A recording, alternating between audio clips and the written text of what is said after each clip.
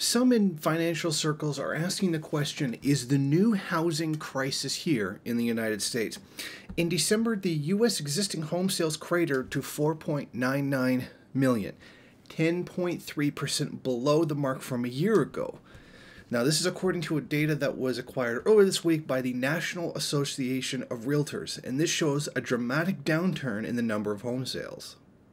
That's the steepest decline in more than 7 years, and it followed year-over-year declines of 7.8% in November and 5.1% in October. Home sales dropped every month in 2018 except February, but the trend grew more aggressive in the final quarter of the year. Now, this was most sharply felt by banks that specialized in giving mortgages to people who wanted to buy a home, and this took a serious chunk out of their profits last week during the fourth quarter. At Wells Fargo, mortgage banking income fell 50% to $467 million in the fourth quarter, while originations declined 28% to $38 billion. JP Morgan, meanwhile, saw mortgage income fall to $203 million, a 46% drop in the same period last year. Originations fell by 30% to $17.2 billion.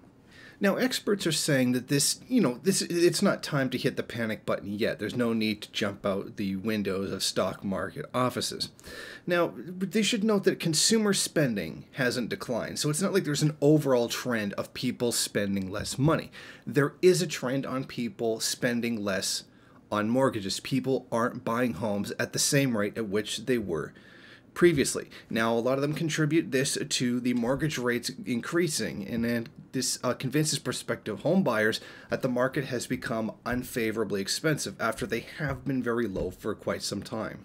The Federal Reserve hiked its benchmark interest rate 4 times in 2018. The rate on a 30-year mortgage hit 4.94 in November, the highest mark since 2011, before falling 4.45% by year's end. Now, one of the major reasons they say that there's a lack of housing being purchased. One of the major reasons they're saying that there's a lack of housing being purchased is millennials. They note that millennials, the generation that's just coming in right now, 20s and 30s, are showing that their student loan debts are the main reason why they are not purchasing homes. Increasing numbers of millennials are not purchasing homes because the debts that they incurred from education are now so high that they are unable to afford a second debt in a mortgage. And it should be noted that millennials now make up almost 70 million people in the United States.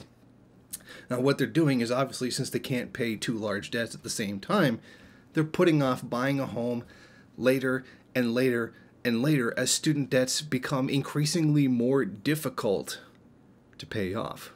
I mean, this is something that was perfectly predictable. If you impoverish a section of the population which you expect to buy stuff, then they can't buy stuff. Now, it's very clear that the main problem here is that the next generation coming up isn't buying homes at the same rate that previous generations were. Now, I myself am Generation X, just barely, and I was never able to afford to buy a home.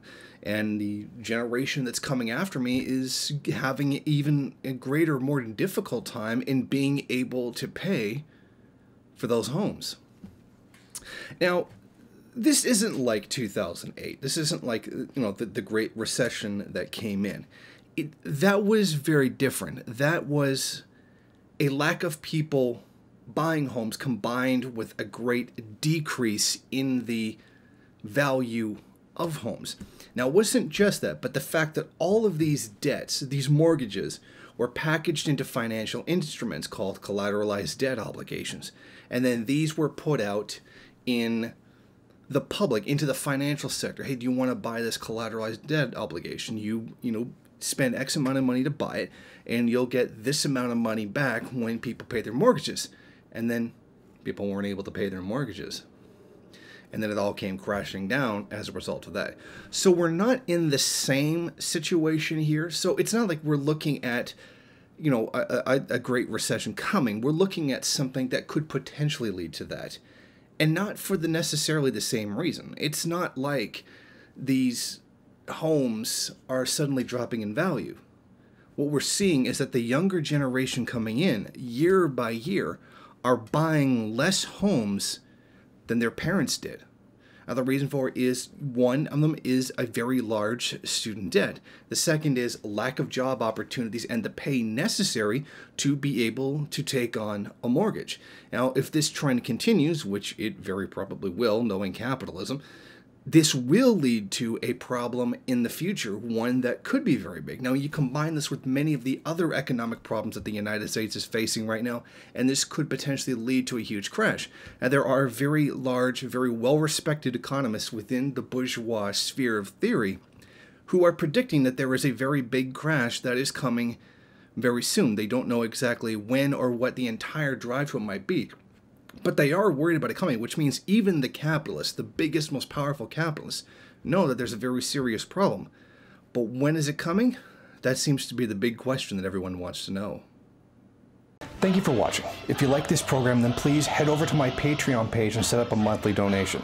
It's your donations that keep this program running. Also, if you would like, please rate, comment, subscribe, and share in various social media.